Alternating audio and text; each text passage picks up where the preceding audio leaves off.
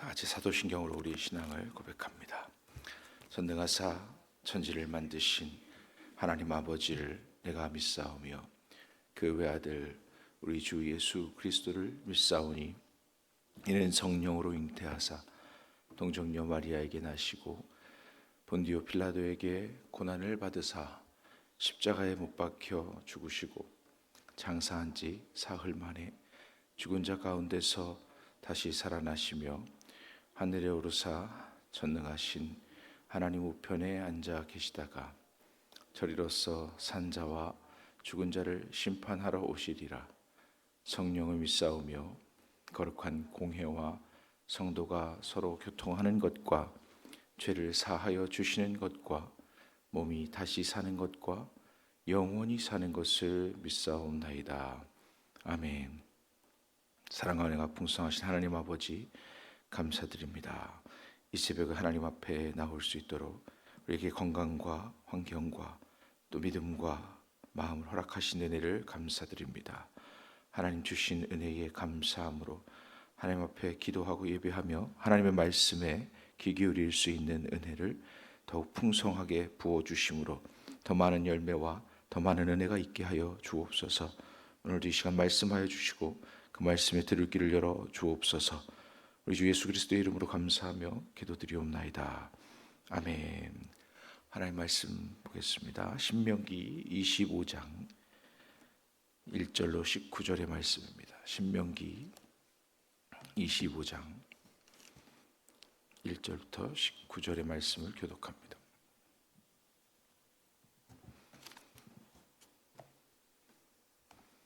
신명기 25장 1절을 제가 먼저 읽겠습니다.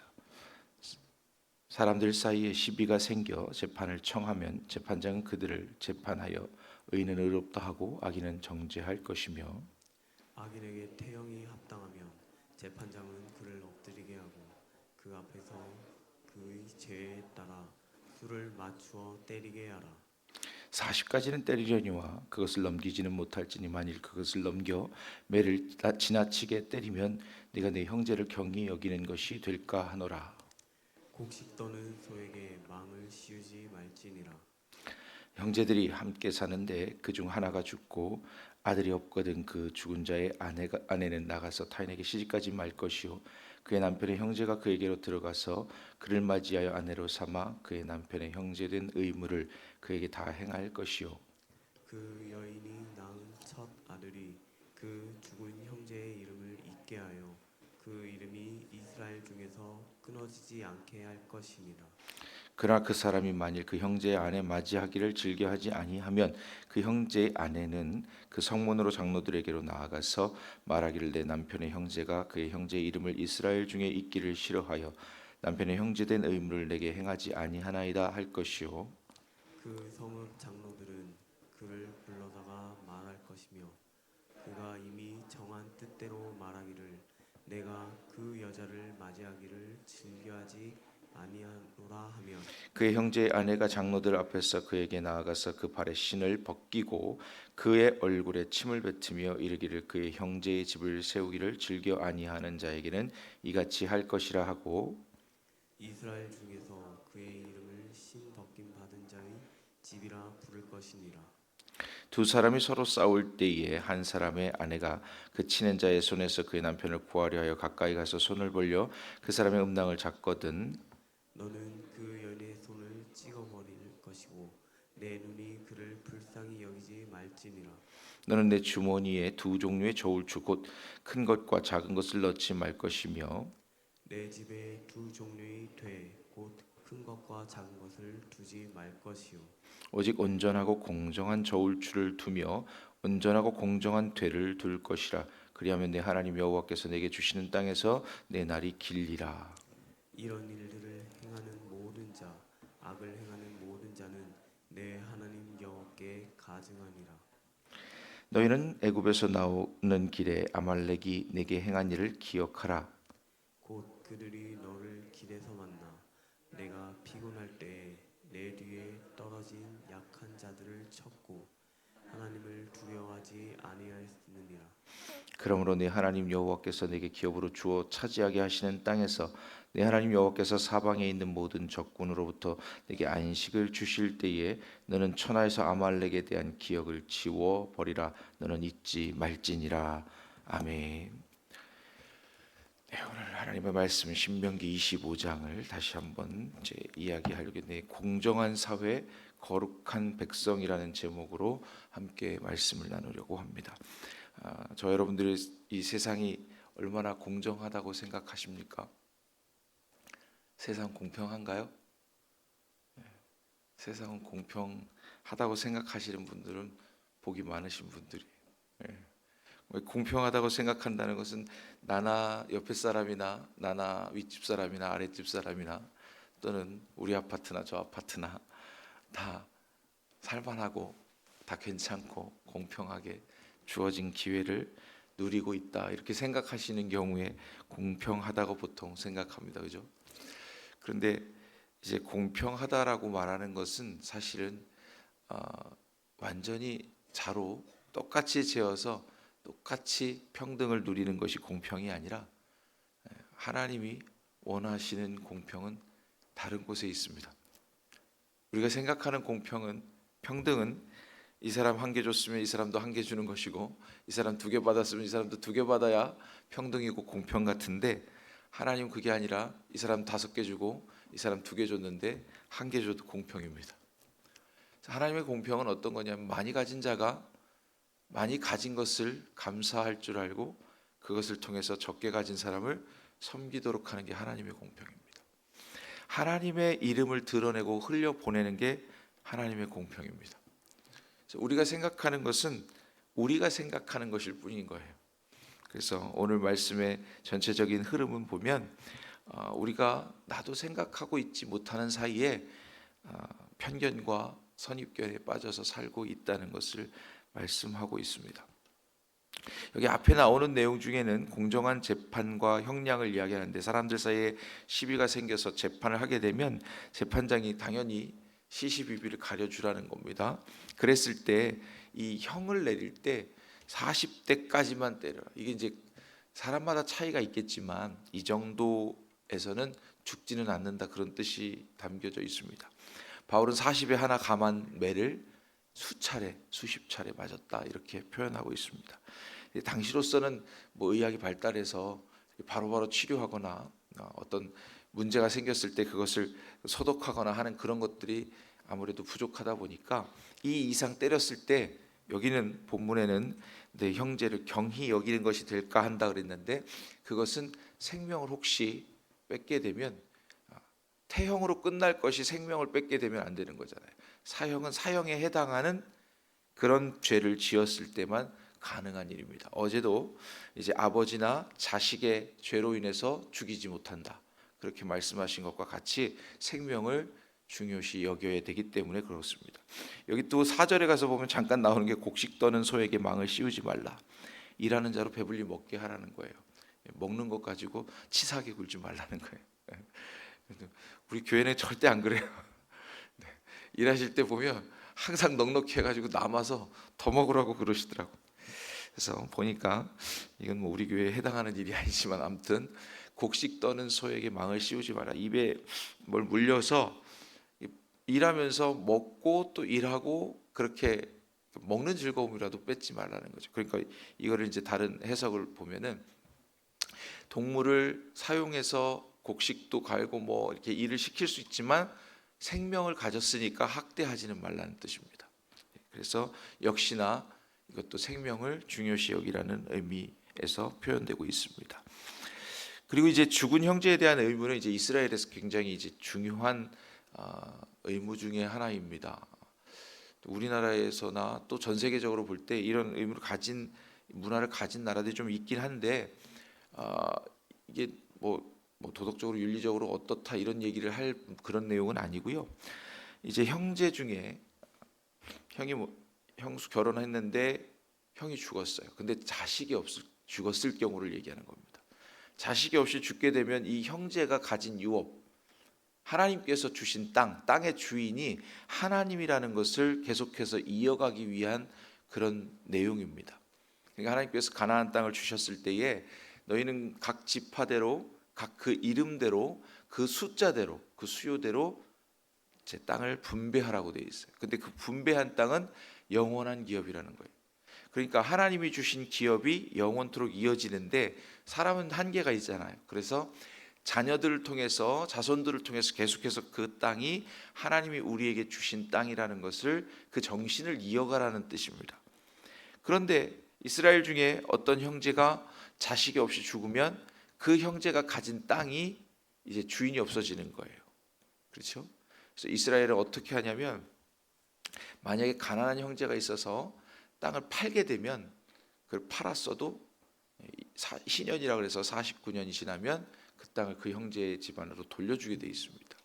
그 말은 이 주인이 원래 본인이 아니고, 그러니까 그 이름을 가진 사람이 주인이 아니라 하나님이 주인이시라는 걸 인정하는 그런 최초의 생각에서 나오는 겁니다. 따라서 이 말은 기업물을 짜라고 해서 우리가 잘 이 내용을 율법이 잘 실현된 것이 룻기서입니다. 여러분들이 알고 있는 룻기서를 보면 룻이 이제 나오미를 통해서 그 기업을 잇게 되고, 그리고 거기에서 다윗, 그리고 다윗의 후손이 나온다. 그래서 이것을 하나님께서 지정하신 이유를 룻기서에서 보여주고 있는 겁니다. 그래서 이렇게 지정되었던 것은 그 땅이나 그 기업이나 그것들이 하나님으로부터 온 것이라는 것을 영원토록 기억하라는 거예요. 영원토록 이어갈 수는 없지만 영원토록 기억하라는 의미에서 그렇게 말씀하고 있습니다. 그리고 그 다음에 이제 11절 뒤에 보면 이제 그리고 이 기업물을 자에 대한 이야기를 했을 때 지키지 않는 형제가 있으면 신발을 벗기고 침을 뱉어서 수치를 주라는 거예요. 그 형제들 가운데 살긴 사는데 신벗김을 받은 집이다. 그래서 우리 옛날로 말하면은 그 집에 뭐 낙인 같은 거죠. 이렇게 노예 같은 경우 이렇게 여기 낙인을 찍는다든가 하는 것처럼 그렇게 해서 수치스럽게 살도록 그냥 두라는 거예요.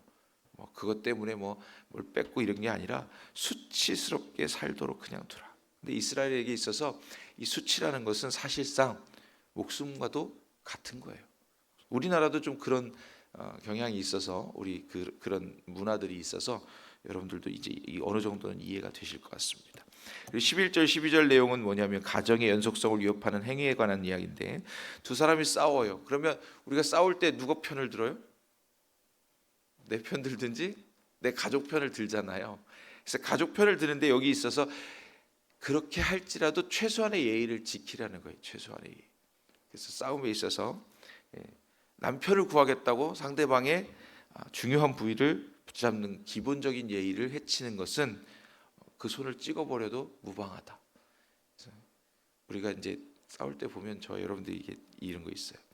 이 싸울 내용 자체보다 나한테 대하는 태도가 기분이 나빠요. 그러면 어떻게 해요?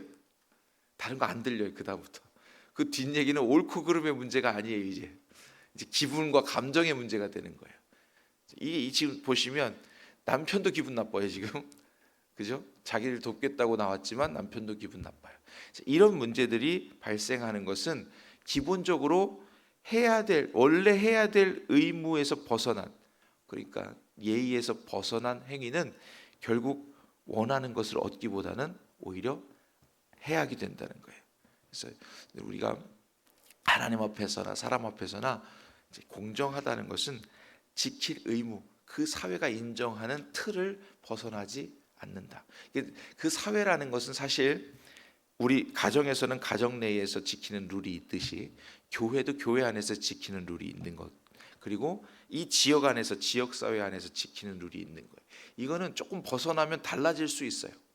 그러니까 죽고 사는 문제는 분명히 아닌데 어떤 지역에 가면 이렇게 가능하고 어떤 지역에 가면 그렇게 하면 죽을 수도 있는 일이 될 수도 있다는 거예요.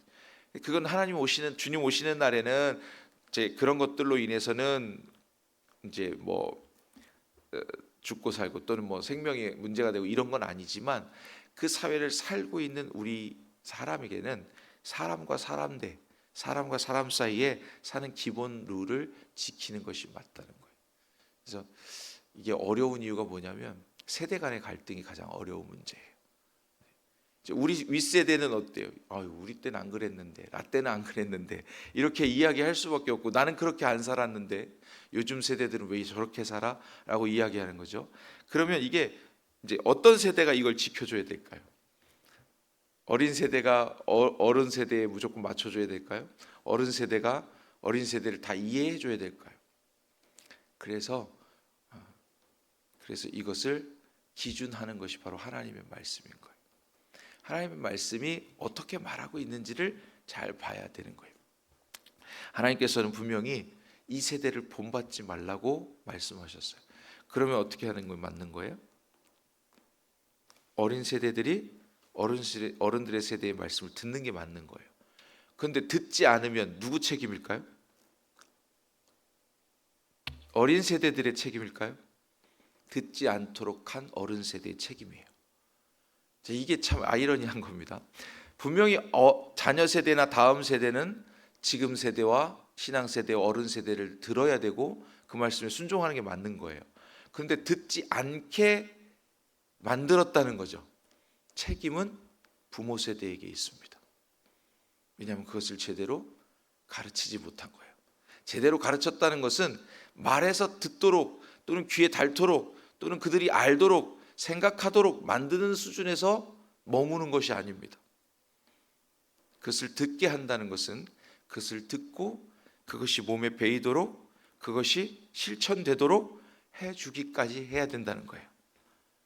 그래서 쉬운 것이 아닙니다. 자녀 세대, 다음 세대를 키워내는 것 자체는 사실은 내가 사는 날 동안 내가 살아온 방식을 주입시키라는 뜻이 아니라 이 중에서 꼭 지켜야 될 것들, 꼭 하나님의 말씀에서 이것을 벗어나면 안 된다는 것들은 목숨 걸고 전수해야 된다는 거예요.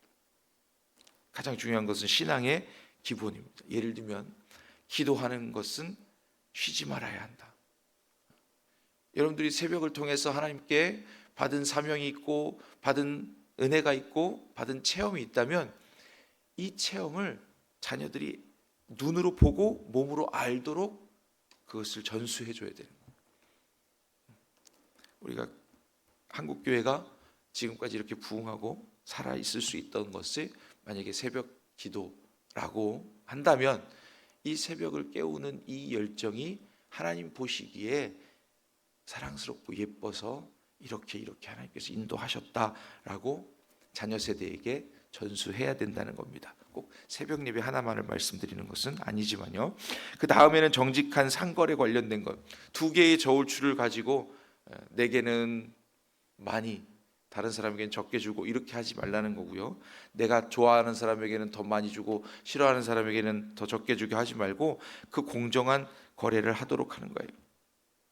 우리가 하나님께서 우리에게 주신 약속 중에 땅에서 장수한다는 약속이 있어요. 그 약속에 있는 첫 계명이 뭐라 그랬냐면 내 부모를 공경하라 그랬어요. 효도하는 사람. 근데 여기도 그런 말씀이 나와요. 그렇게 공정하게 하는 사람에게 땅에서 내 날이 길다. 이 말은 이제 장수한다 그런 뜻이라기보다는 그 사회가 유지되는 데 있어서 필수 조건이다라는 얘기예요. 공정한 사회. 그래서 누군가는 이렇게 받고 누군가는 저렇게 받는다면 사람들의 마음에 계속 불평이 쌓이고 그러면 그 위정자나 지도자들이나 그 사회의 기본 룰을 따르지 않는다는 거죠. 그래서 그 사회가 이어지고 그 모든 사람들이 같이 인정할 만한 공정한 사회.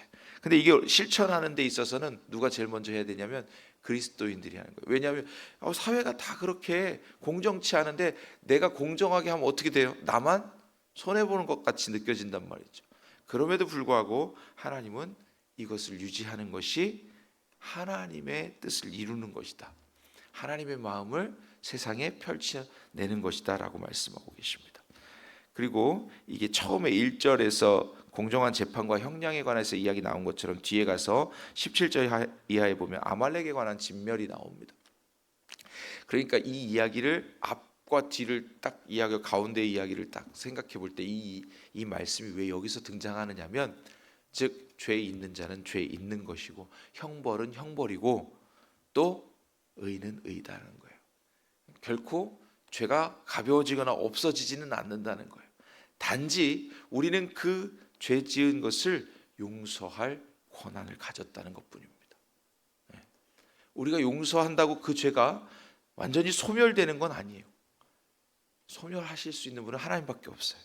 그러니까 우리는 어떻게 하나님 우리 죄를 소멸하시는 은혜를 베풀어서 주셨으니까 우리는 그렇게 할 수 있는 권리를 가진 것뿐입니다. 그래서 아말렉을 진멸하고 그 나중에 사울 이야기 나오지만 이것은 여러분들이 다 아는 내용이니까 말씀을 정리합니다. 우리가 공정한 사회로 가는 것은 하나님의 의가 나타나게 하기 위함입니다.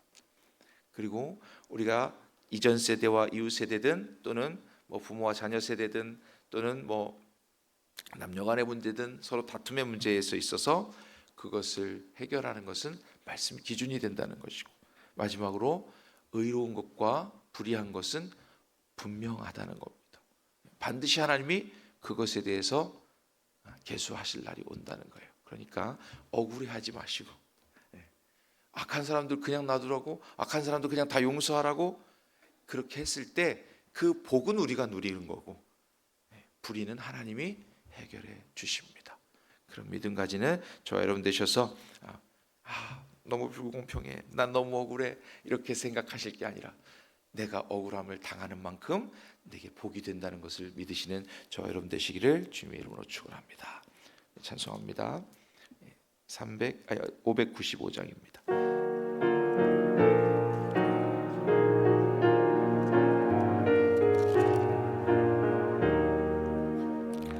나 맡은 본분은 구주를 높이고 못 영원 구원 얻도록 잘 인도함이라. 부르심 받들어 내 형제 섬기며 구주의 뜻을 따라서 내 정성 다하리. 주 앞에 모든 일 잘 행케 하시고 이후에 주님 배울 때 상 받게 하소서. 나 항상 깨어서 늘 기도드리며 내 믿음 변치 않도록 날 도와주소서.